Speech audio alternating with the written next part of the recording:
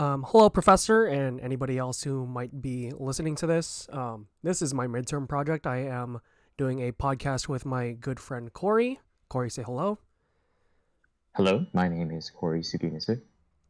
He has previously worked in the automated car industry, so he has a little bit of insight on what we're going to be discussing today, as well as helping me bounce my ideas around the ideas of AI and what they mean in our society. So this should be a good fun time.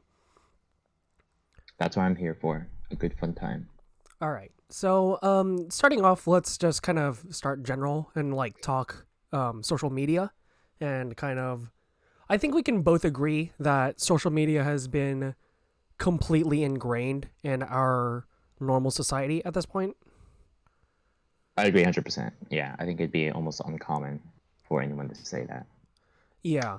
And I feel like, yes, we do have those few outliers that, like kind of the people from the other older generation or even outliers in our current generation, who try to stay out of social media, but it's still so ingrained in our zeitgeist and daily life that it's, I think it's safe to say that it's impossible to see a future without social media. Agreed, yeah. I would say even um, the older generation they do share some almost incentive and almost a similar passion to social media.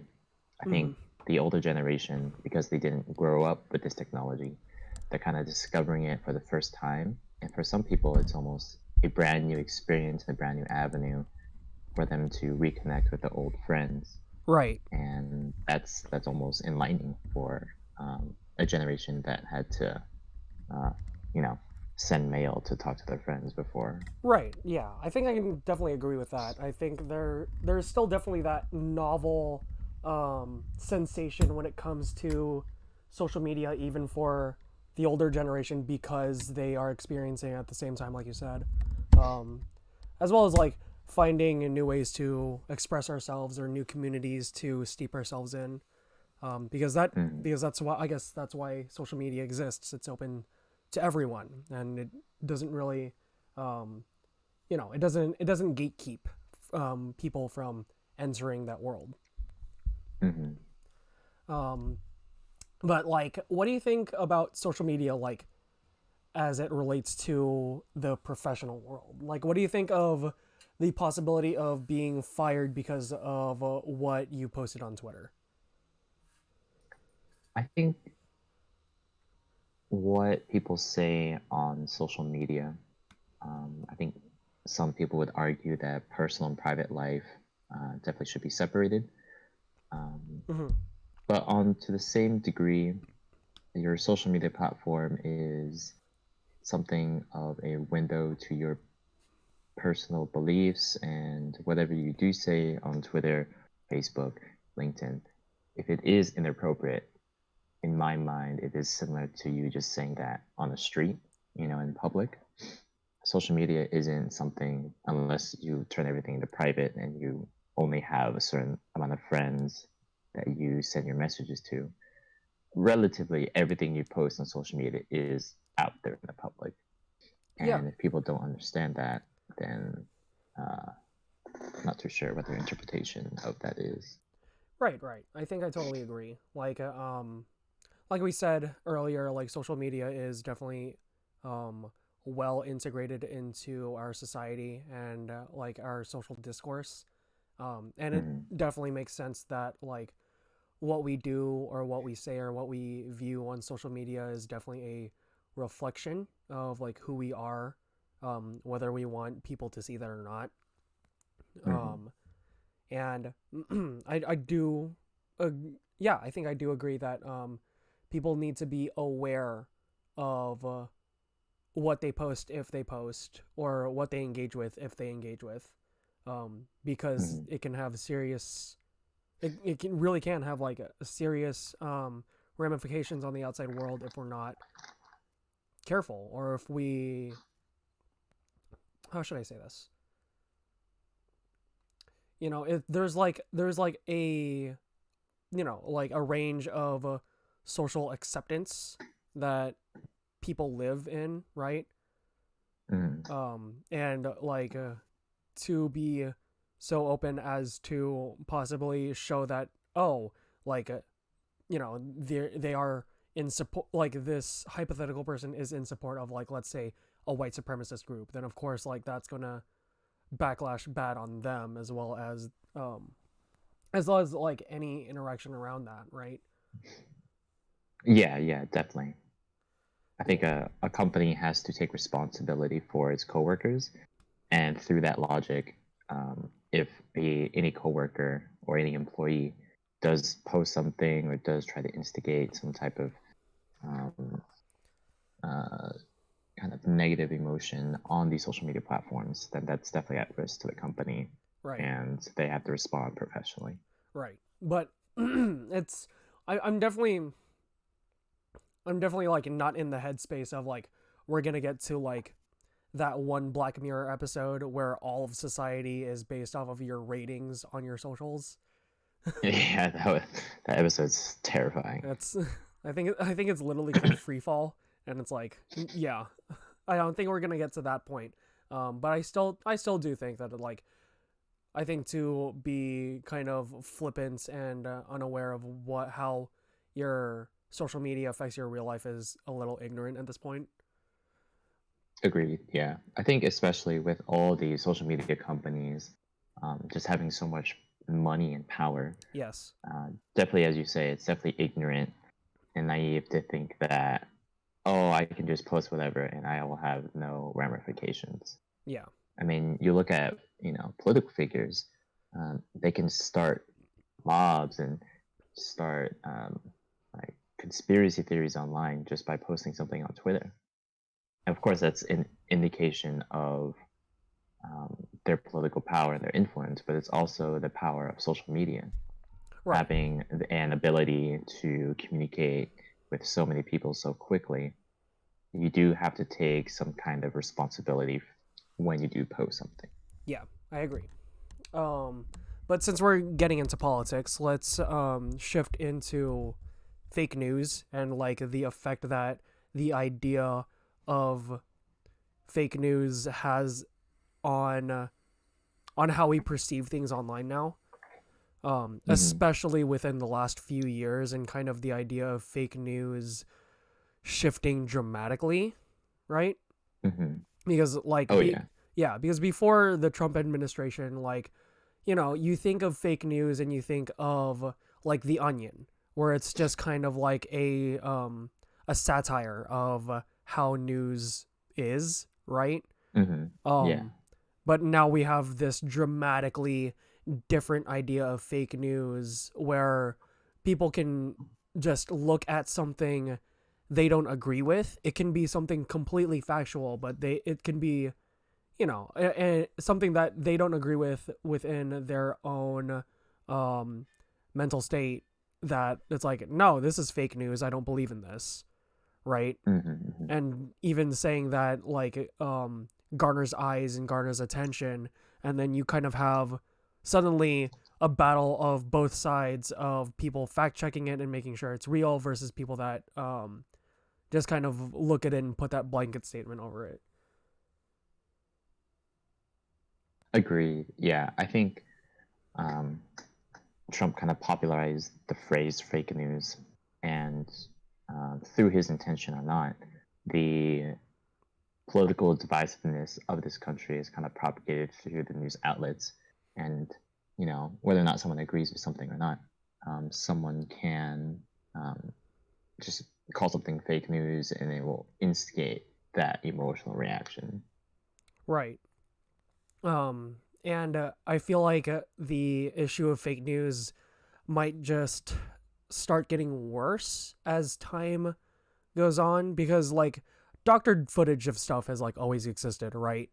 Um, Hmm. but now we're getting to the point where we're seeing the wide spread proliferation of like deep fakes. Yes, deepfakes are incredibly terrifying. Yeah, and like the fact that like people can quite literally download an app that very easily deepfakes whatever image they want onto whatever video, or even like take a sound bite and then make that person supposedly say something that was never said or like never existed, is quite scary. Yeah, I think I was just watching the Corridor Digital channel, and they had Tom Cruise or Barack Obama and a bunch of uh, famous people just right on their faces, and through AI, which is free that you can download on websites, Hmm. you can just become anyone, whoever, and whenever you want. Yeah. And yeah, that is it's a lot of power. I think it's cool to have YouTube videos do that. Have Tom Cruise just be in anyone's studio or Keanu Reeves. But at the same time, they were talking about if North Korea saw uh, a video of Barack Obama and he said, and someone deepfaked it to say, "Oh, I hate all Koreans" or something, Hmm. something ridiculous. Hmm. That maybe North Koreans would be like, "Oh, this is clearly something real," while in the Right. public eye in America, Right. we could see that and say, "Oh, this is obviously fake." Yeah. And like it's getting bad to the point where it's like, yes, you should always question everything, but at the same time,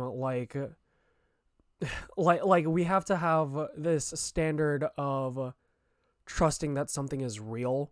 So I feel like once the fact that it's so easy to get or create deepfake footage in today's political climate slash just today in general, I feel like that's just going to complicate things a lot going forward, right? Hmm. And I think one of the which one was it? I think it was one of the talks at one of the colleges. The older white gentleman who was talking about the possibilities of AI. He was just talking about how, um, like, we need to make ways to find out whether things are doctored footage or not, right? Hmm. And kind of have those systems ready. But at the same time, he said that it's so much better if we just stop having this be a widely accessible thing, Hmm. because like with if you take that access, or at least limit that access to who can use like those very convincing deepfakes, then like it Hmm. will at least lessen the probability of widespread deepfake footage through people's usual channels now. Uh, I don't know if I agree with that. I think, you know, people will have this technology one way or another. Hmm. If someone really wanted to be malicious, they could um, go to the black market or something. And if this technology did become that nuanced and that illegal, it's all the more um, way that someone that really, really wanted to do it would probably just get it anyway. Right, but And I like think that, it alleviates like the edgy teens that want to make some bad looking video, and they can because they can just like tap a few things and then get an app for free, and then there they can deepfake footage. You know what I mean? yeah, but is society really worried about 16-year-olds with deepfakes, or That's are they fair. worried about like governments or you know um, some crazy terrorist that's trying to instigate a war or some kind of political, yada yada. Right. I get what you mean. So, yeah, I think we can only kind of temper our expectations on how we, encounter deepfake footage and like how that's going to possibly be alleviated in the future. Mm. Yeah, I think with any technology, it's only natural that people are gonna get it if they really want it. So, like you were saying before, I think the best course of action is to just give it to everybody, but also invest in the technology for AI to look at a deepfake and to find out if it's actually legitimate or not. Right. Because that'd be, I think, the best way. Because with the resources that governments or corporations have, investing that technology into AI detection of deepfakes would be a lot better because they Right. can just look at all this fake stuff and be like, okay, this is fake, this is fake, this is fake, and it'd be very easy to determine that. Right. So just have have a machine learn what machined footage looks like, or what Yeah, machined exactly. audio looks like. Fight fire with fire. Right. Okay. So that transitions us well into the idea of to AI in general, which is going to be the bulk of this talk. Um, so all right. So with AI, I think the IQ2 debate had this like in a pretty interesting lens, and then this was also expounded by Flynn Coleman in the Triangulation podcast. I don't remember the name exactly, but like as just to like touch the waters of like sci-fi, like what do you think the actual probabilities that we get like a neural net slash android intelligence are in the future? I mean, I think that's pretty high. I think with our rate of technological growth, it's exponential. Right. So it's inevitable that we're going to develop a consciousness to rival ourselves and even surpass. Right. Um, I think it was Stephen Hawking or Elon Musk. I can't remember who, Mm-hmm. but they said the biggest threat to humanity is a artificial intelligence that rivals our own, becomes sentient, and takes over the world or something. Right. But Um, still feel like we're a pretty good chunk of time away from that because I mean, we still don't know how exactly the human brain works. Like, um, we can't exactly teach AI like perfect empathy or like perfect human understanding yet. Um, mhm. like it was with that same, again, I'm sorry, I forget the name of the speaker, but the older white gentleman who was talking about how I don't remember what year that talk was from either, which is unfortunate. Um, because it's still very much at the development age of AI. Like they still look at words and just see them as words without seeing like the meaning behind said words, right? Mhm. Like the biggest example he gave was like we can use the word it in like two different contexts and the machine wouldn't understand the difference between either uses of it. Mhm. So I feel like yes, it would be interesting, and I do feel like maybe at some point I wouldn't be surprised to see an android like neural net AI. Um, but at the same time, I just feel like there's a lot of factors that have yet to go into current AI to make that a reality right now. Oh yeah, definitely. I think with our technology now, it's pretty infeasible to develop a artificial intelligence that can rival our own and surpass it. But I think honestly, less than 50 years, we'll definitely be able to uh, develop that type of consciousness. Okay, Uh, I can understand yeah, that. I think just with the rate that people are so interested and fund, and even companies nowadays, they want to have AIs. Mm-hmm. And I know like the US government is also investing in technologies to research AI Mm-hmm. because they know that uh, AI is definitely something that's going to change everything. Right. Um, so if, It's if you're already not changing on it everything. early, yeah, exactly. If you're not on it early, then you're going to be behind. Right. And if you're a potential government or whatever, if you're behind, if you're second place, it's over. You know. Right. Because you're just playing catch up forever then. Exactly. Yeah. And especially with AI. a system that, the rate of learning that you can learn Mm-hmm. is accelerated. Mm-hmm. Like anything with AI is exponential. So if you start second, you'll never get first. That makes sense. Um, okay, I do want to throw in another concept that was thrown in the IQ2 debate, which kind of brought that garnered my attention. But was the idea of kind of replicating a specific human consciousness with AI. You Oh, know? a specific one. Yeah, like Interesting. let's say they scan my personality and all of my habits or all of your habits, and then they like put it into an AI and have it basically have you like copy your consciousness basically and then put it into a Hmm. cloud so that you quote unquote live forever, right? Do you Yeah, think that is possible? I think with AI, machine learning, I think it's definitely possible.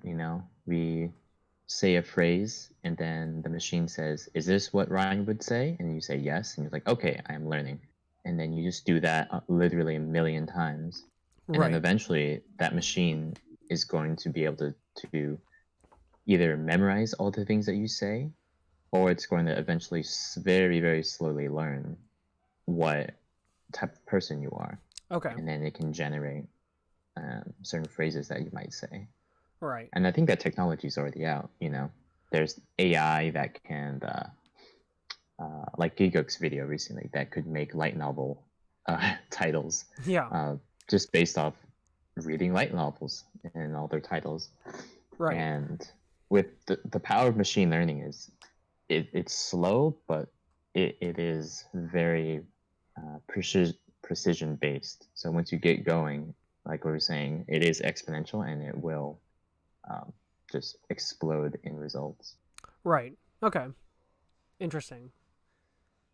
I guess that like brings up the question of like, okay, now how do we store all of these copied consciousnesses? But I guess we'll we'll cross that bridge when we get there. I'm sure that technology will catch up to the point where we can compound terabytes and terabytes into even smaller packages. But that's a Oh whole yeah, different discussion.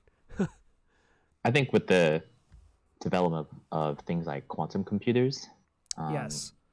things like memory and storage are would be irrelevant. So things like AI and consciousness storing, it's yeah, there's just no limit on what we can store and what we can use.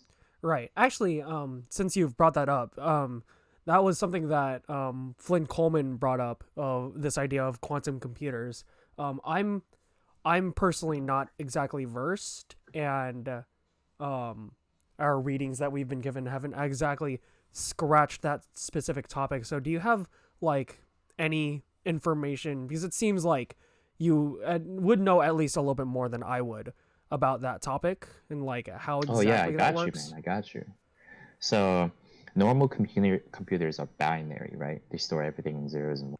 Right. With quantum computers, you are introduced into a few more dimensions of information storage. Mm-hmm. So every byte of data is not just a zero and one or off and on. You can program it to have other things, like with the metaphor of like an atom. Mm-hmm. Um, there will be left spin, right spin. You could have like up or down. So you can introduce all these new dimensions of information storage. And Okay. once you do that, when your one single bit becomes one to like eight, you just multiply everything by eight. And Right. then with your storage increase like that, it's just insane amount of information that you could store. Right. As well as an insane amount of information that could be processed at a singular time. Exactly. So then that definitely like increase the computing power of everything and like the computing power of AI and whatnot. Yeah, I think there are some very um, prehistoric prototypes that are available on the internet that people can use. They Mm-hmm. can rent out that computer processing power, like I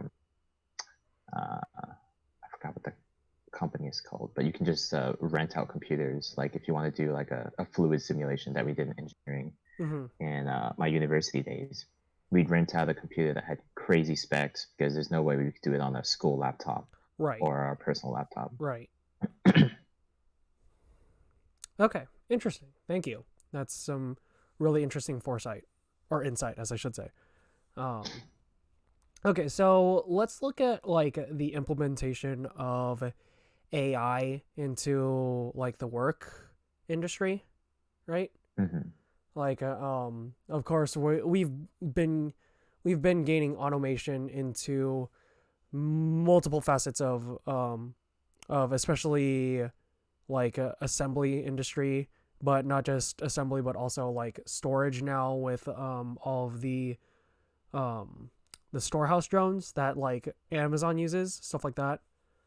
Hmm. Like they definitely seem to be increasing productivity and possibilities the within the industry realm.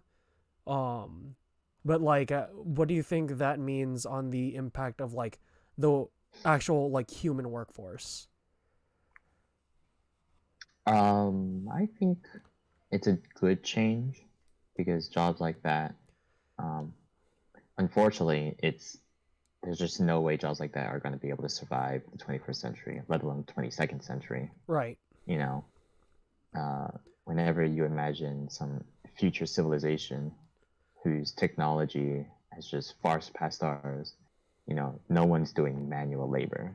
Right. You know, it's it's just not something that an advanced civilization would dedicate so many man hours to. Right. Like the triangulation again. That could be wrong. The that triangulation podcast talked about how it's like we look at today's society and it's like we don't have phone operators anymore. We don't have elevator operators anymore. Like we don't Yeah, have yeah, these jobs that like it used to be kind of a staple of like the urban technological environment. So I think it's just like you said, it's just kind of natural that what jobs we have or what jobs are needed just kind of naturally shift over time with what technology is presented to us. I agree. And I'm sure in the 1940s or whatever, whenever that transition period was happening, there were phone operators that were in protest. No, we don't want these cellular phones because all of us are going to lose our jobs. Mm-hmm. And I think if we kind of limit ourselves to what was, we're never going to be able to develop, what could be, what is. Right. I agree. I think this is also just a natural progression of the current state of our world. Again, we live in this state of like as we said, exponential technological growth. So I think it's only natural that some jobs are just kind of slowly stop. Like either some jobs either slowly change over time or just are become redundant overall because of the technologies we create. So I feel like it is an unfortunate truth that we're gonna have to face, but at the same time, I feel like it will create those new opportunities down the road. Agreed. Yeah. All right. Let's shift our focus into putting AI into like our infrastructure. I think the best example was in the Frontline documentary on AI. How, sorry, excuse me. Excuse me. All right. On how China is implementing like facial recognition into like many facets of their like urban cities, right? Hmm. Like what I guess we can focus on like specifically that, and then we'll look at other industries as well. But like, what do you think um, that kind of facial recognition in like a usual everyday situation, at least here in like not just there in China, but also here in the US and going forward was gonna like impact our lives. I think the to be completely honest, I'm not 100% sure what the Chinese government is using all that facial data for. Right. From what I understand, I believe the Chinese government, uh, knows exactly where you are at any given time. It knows which prefecture you were. So when something like COVID happens, Mm-hmm. they'll know exactly where you were, when you were, which people were around you, Right. and they could, if they're a good government, they could better track that and get to the people that need the help most that were potentially infected. Or if you're a bad government, you could lock up certain people that um, maybe have political ideals that are diverging from the central government and have them locked up. But Mm-hmm. that's another discussion. I think Right. having the information that Chinese government has is an incredible invasion of privacy, and definitely something like that, if the public did know, wouldn't be acceptable in quote unquote free democratic states. Right. I mean, like when you consider like, they showed in the Frontline documentary that's like, oh, like businesses can use facial recognition to let people like pay for things by just looking at a camera, right? Yeah, yeah. It's like yes, it's like we get those advancements in like, I guess the more mundane things like transactions and stuff, but then it's like, what do we as like citizens really lose when we're being tracked 24/7 in that way? It's a little scary, especially when you think that like facial recognition can be implemented into law enforcement. Mm-hmm. You know, like I know that there are a few county police that are attempting to use facial recognition software, but you know that kind of comes with its own problems, especially when the facial recognition software isn't like perfect right now, and it's also like um, it's not only imperfect, but it's also like biased against like how it scans people in its current state, or at least as far as I'm aware. Um, because it's like Meaning, like certain races are. yeah, like it Uh, has a harder time recognizing differences in darker skin, or mm, or it has I believe there's also like something that makes the scanning of female faces a little more inaccurate as well. So then oh, I like see. the system itself is like inherently discriminatory, you know? Mm-hmm. So it's like there's those kinds of problems that are also present when trying to implement um a software, a facial recognition software when it comes to law enforcement. So I think that's definitely like the industry I'm most iffy with when it comes to implementing AI and facial recognition specifically.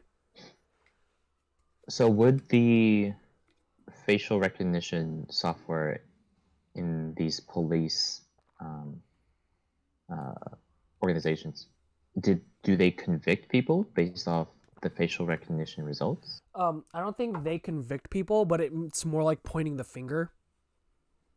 Like we don't have like Okay, the perfect image of this person, but we can like run the image through a software and then see what matches close enough, I right? see. So it starts investigations. It doesn't end them. Exactly. Yeah. It isn't we're not I like see. at the point of like Minority Report or All My what was that other movie? I'm thinking of something else. But definitely Uh, Report where it's like, oh, we recognize, or Watch Dogs, the video game, where it's like we recognize the potential of crime that this person can do, so we're gonna arrest them before they can do it.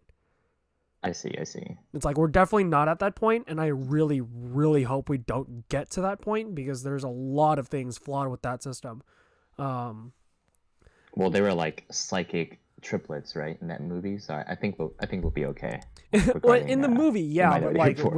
Yeah. when you think of like Watch Dogs has like, oh, this person has a crime potential, like what do you call it, percentage, right? And it's Hmm. funny because it's like one of the things you can do in that game is like falsify a crime towards somebody that is high risk of crime. So it's, Hmm. it's still, regardless, a rickety, not exactly perfect system that I would want out of our justice system right now. Yeah, honestly, I think something like that already exists, especially in government organizations like the NSA. Yeah. With the Snowden links, Hmm. it was very clear that the government had like a Google search engine, but for everything. You could Google this person's name and their not even search history, but like what romantic interests they have, and then it could, using certain algorithms, Hmm. it could pull up all your potential past love interests, or it Right. could, and it's not even through social media that it looks at. It looks at your emails or your texts. It just had access to everything, Yeah. and that was 10 years ago. Yeah. And And like so, now that system is basically implemented in everything that we use, so that that's how we get like our YouTube recommendations, our Facebook news feed, like our recommended Twitter tweets. yeah, I mean, even to compound off that, if that was 10 years ago, just imagine what they have now. Right. Like the technology that they have is probably light years ahead of what they had, and we probably can't even fathom, just like we couldn't fathom back then, what the government is doing. Right. Yeah, it's a scary thought. And then like we can even push that point into the fact that we have these like quote unquote smart assistants that are implemented in so many devices now, like Siri, Cortana, Alexa, Google Assistant, all those things. Hmm. It's like those are so widespread and are just kind of passively listening to everybody and everything, that it can like affect what we do in like in our kind of digital life world, right? Hmm. It's like there's one on our phone, and then like people get them on their speakers and put those speakers on all parts of the house. I would know I have one upstairs and one downstairs in the kitchen. Yeah, there are like smart fridges. Like, why do you need a smart fridge? It's a fridge. You get water, you get food, and that's it. You don't need to be listening to, you Yeah. know, So Good it Morning America that bad. yeah. And of course everything that we like subscribe to is monitored. Just literally, quite literally everything we do that interacts with the internet in some degree is monitored by something somewhere. Hmm. It's a little scary of a thought, but it's a little sobering to think about, and kind of drives it's definitely drived me to kind of temper what I do, especially with my smart assistants. You know what I mean? Hmm. Yeah. Like I think quite literally the only thing I have my smart assistants do is like, oh, what's the weather, or like, oh, turn my lights off, and that's about it. I don't I Yeah, don't definitely pass same here. I don't pass anything informational through those things because that's a degree that I'm not allowing myself to jump into, even though what I'm thinking is probably going to be typed into a Google search bar and is going to get is going to get written down anyway. Yeah, yeah, definitely. I think with the acknowledgement of these technologies and the potential breach in privacy, a lot of people are taking steps to kind of combat that. There are Hmm. um, third-party search engines that hide your search history and your cookies and all that stuff from Google and other big corporations. Right. You know, there are um, like DuckDuckGo, where you can browse the dark web and not, show up on any person's radar. People can use that for good or bad, Right. but at the end of the day, you have your privacy. Yeah, or even the fact that there is a business behind giving people a virtual private network to use that encrypts their data Exactly. going in and out, or like can like virtually place your internet in any other country that you want. I would know. I'm getting constant ads about ExpressVPN everywhere. Um, Exactly. And the fact that that company ExpressVPN has become so popular that um, just regular people like us have access to it, mhm. and then it's being sponsored on relatively big name YouTube channels shows the popularity and Yeah, demand of these services. services. Yeah,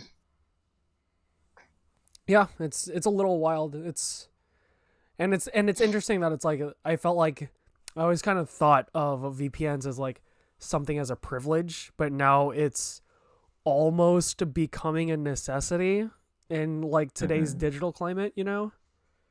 Hmm. Yeah, again, kind of a little bit of a scary thought, but it's something to think about. Um all right, let's kind of shift our discussion to like what we think of the future of AI, because we've kind of talked about it, like how boundless it is. Um, but I feel like I guess especially to tie it into an industry that you personally had a little bit of work in, like how do you think the future of AI is going to be in the like auto driven cars industry? I think the even with a driver assist, which is almost standard in every car nowadays, Mm-hmm. um, it's only going to be more ingrained in everything. Um, Coming from a self-driving car background, are with the funding that Alphabet, the parent company, has, Mm-hmm. it's only a matter of time that other companies, not even related to self-driving cars, are going to adapt this technology. Right. It's I kind of think, like how many of the traditional motor companies are now making electric vehicles. yeah, yeah, exactly.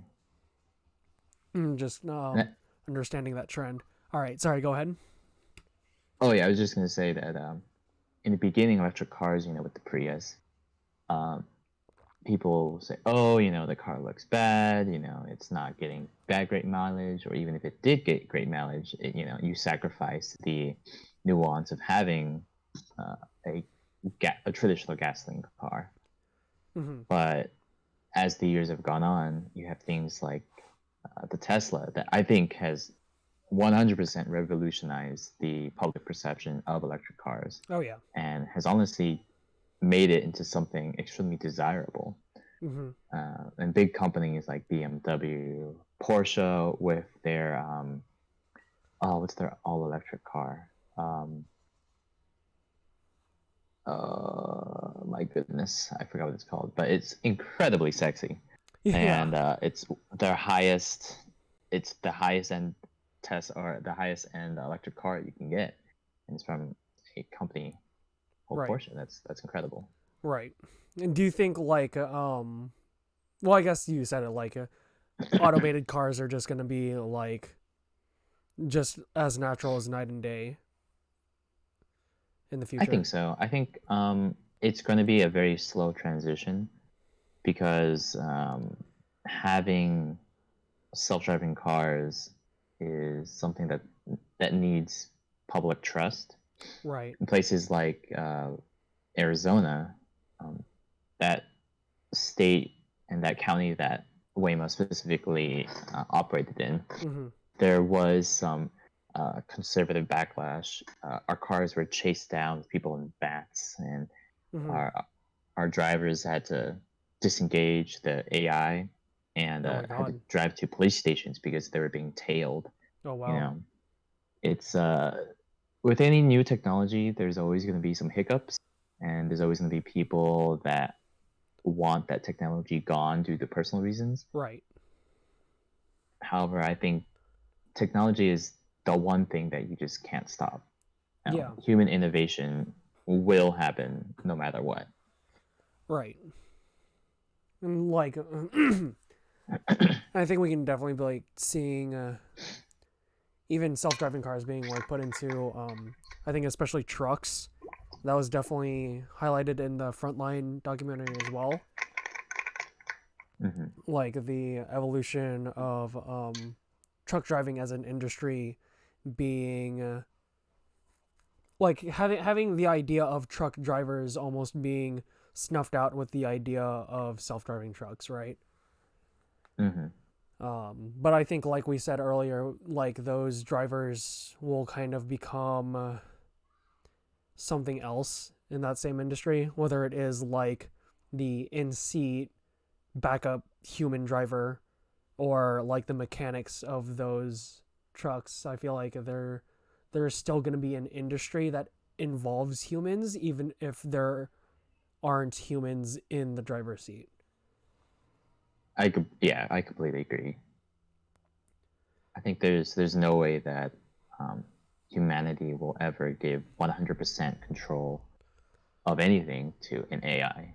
Right. There's always going to be some kind of human influence, Yeah. maybe due to fear or due to lack of trust, but there's always going to be a human near the wheel, so to speak. Right. That makes sense. um. Okay. Yeah. I think we can go into just kind of a little bit of either wishful thinking or just kind of what we think the future of AI or just a future with AI in society looks like. Hmm. Um, I feel because we already have like a little bit of that with our social media, right? We already have AI kind of creating an algorithm of what we prefer and what we look at as a consumer. And Hmm. then like that just puts more information like, oh, here's something that you would like, here's a song that you might like, here's a video that you would probably laugh at, stuff like that, you know. But Hmm. I wonder how that's going to translate as time goes on into like more real world stuff. Hmm. Like, do you think like, oh, we could go to like a grocery store and then get like a recommended list sent to us because it knows that we're going to the grocery store, and B, it knows what types of food we want, but also what types of food we should have. I don't know. Or even foods we dislike or foods that are on sale. The possibilities really are endless with AI. Mm-hmm. I think with I'm just thinking about what I did today. I went shopping, did some chores around the house, Mm-hmm. browse YouTube. All of those things have the potential for um, AI integration. Right.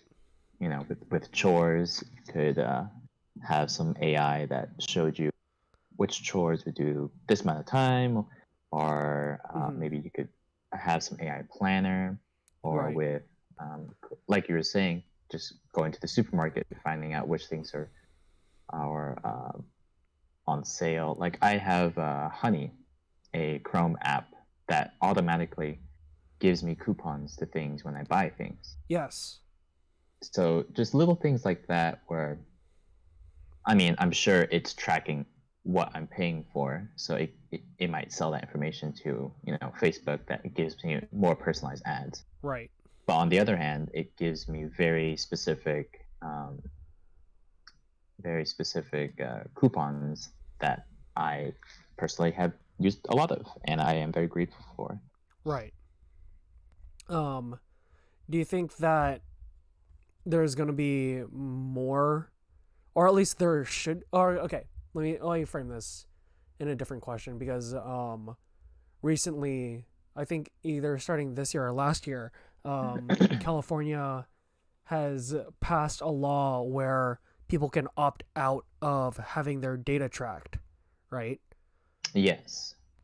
So I feel like that's a really good step in the direction of kind of taking control of our digital selves.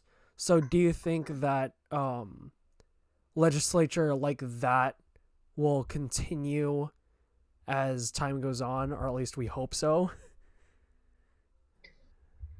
I mean, to be completely honest, even if government or if a corporation says, click this box to have 100% of all your personal data not tracked, I probably don't believe it.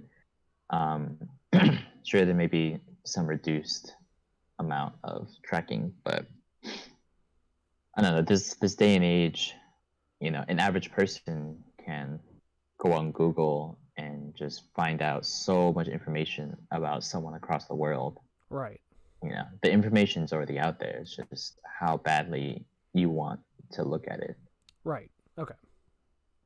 Um and I do you think that government will be more hands on when it comes to the development of AI so that we can have legislature around this?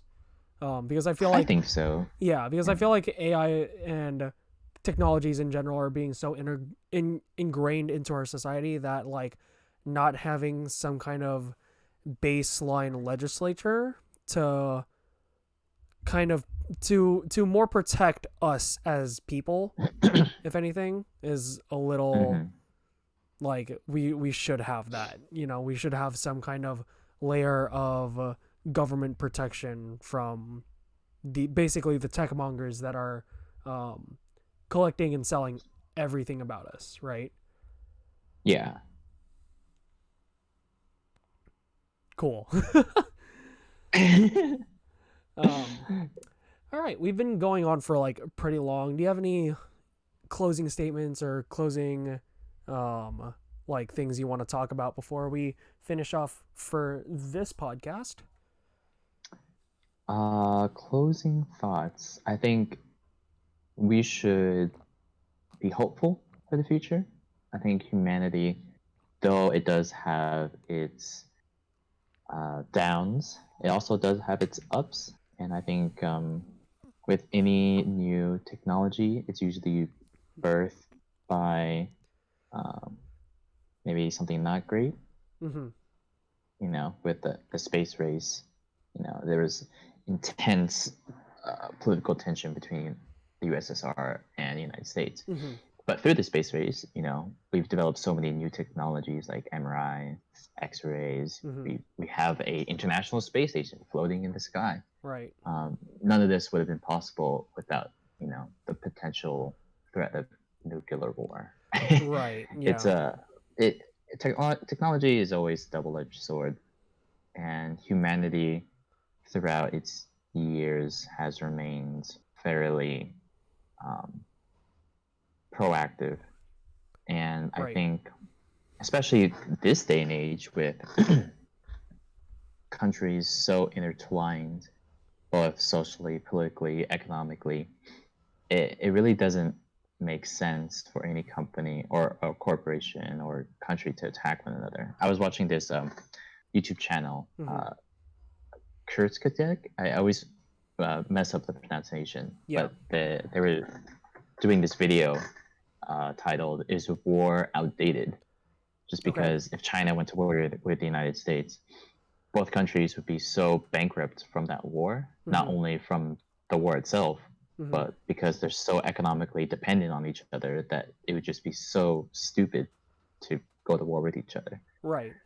So with AI, I think we could be volatile with each other Uh. using it, but there's just not really much sense to do that, I think. Right. Okay. I feel you. Yeah. Yeah. I think I agree. Like, there's a lot of potential that AI has. There's a lot of potential for it to impact us greater, and whether that's in a positive or negative direction, I think that falls on to how we choose to implement it. as well as who chooses to implement it, right? Um, Yeah. and I think we also need to start um, kind of either tempering the expectations or just having the next generation of people kind of being aware of what is out there, um, Hmm. and kind of giving them this greater understanding of AI and how it can be used and how it's already used, so that however they change it in the future or however they choose to change it will, hopefully benefit us, Yeah, yeah. I um, think kids these days and even the next generation are going to need a internet talk similar to, you know, what previous generations have done for like the sex talk. yes. But I think just the internet is just something is an ecosystem of so much good and bad. Mm-hmm.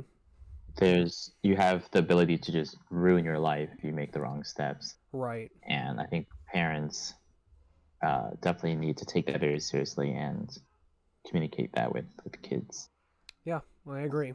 So we can only we can only hope that we, as a current generation living with this technology, is able to present it in a way where the next generation understands it, um, in a meaningful way, so that they can use that technology in a meaningful way in the end.